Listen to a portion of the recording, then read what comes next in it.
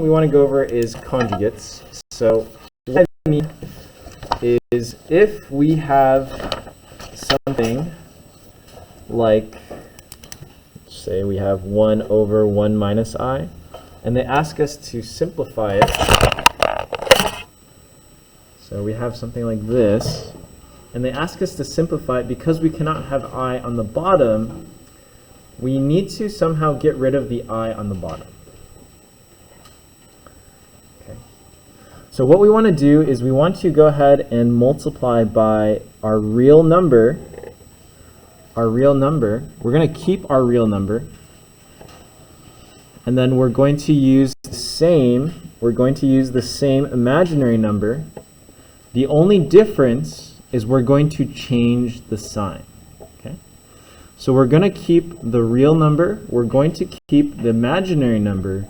The only difference is we're going to change the sign of our imaginary number. Okay? So the top would just be 1 times 1 plus I, which would equal 1 plus I.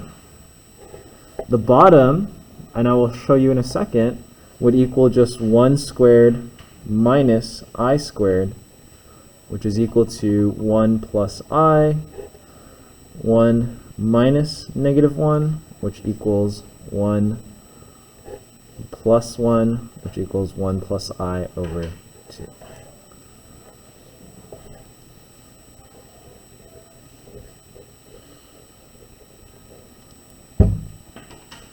So when we're multiplying by the conjugate to get rid of the I on the bottom, you just want to make sure that you use the same numbers and the same imaginary numbers. You're just going to flip the sign of the imaginary number.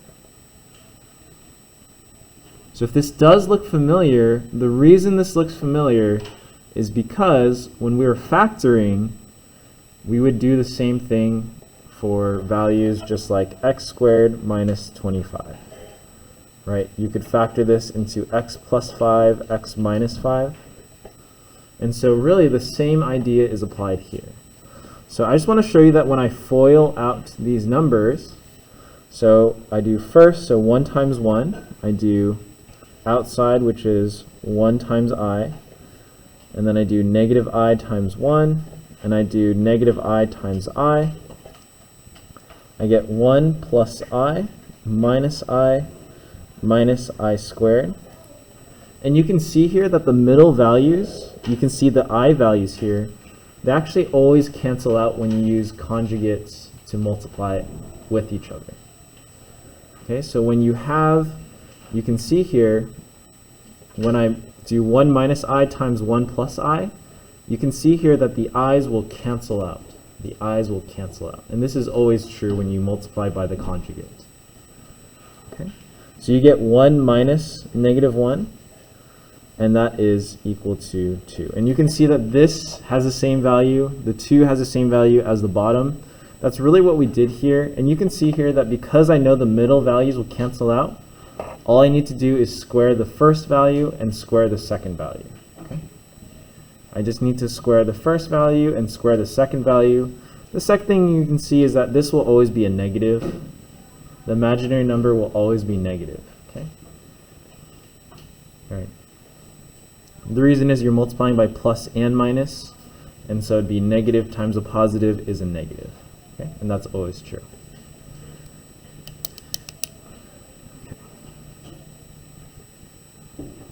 Okay, so let's do one more or two more examples.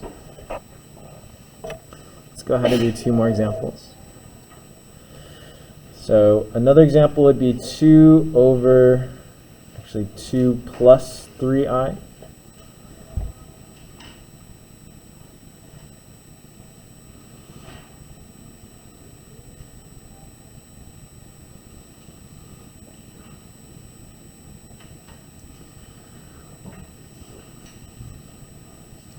So the first thing that we would do is we would multiply by the conjugate, which would be 2 minus 3i. So again, you keep all of the same values. The only difference is that the imaginary number switches signs. Imaginary number switches signs. Then we would go 2 times 2 minus 3i on top. you would have 2 times 2, which is 4, minus 3i squared. So again, I got the 4 because I did 2 times 2. And again, it would just be 2 squared. So this would be equal to 4 minus 6i over 4 minus 3 times negative 1, which would equal 4 minus 6i, 4 plus 3, and that would be 4 minus 6i divided by 7.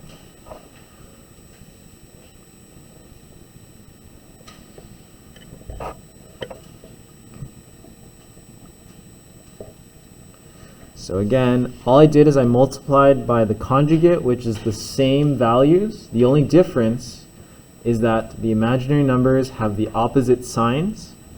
You can see here that I got the 4 because I did 2 times 2, which is equal to 4.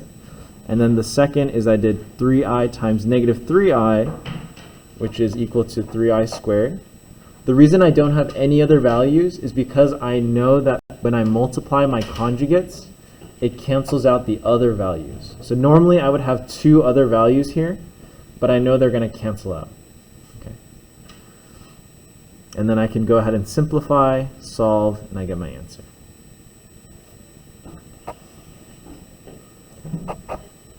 The last thing I just want to go over is a very simple thing. I didn't go over my last class, so I just wanted to kind of cover it.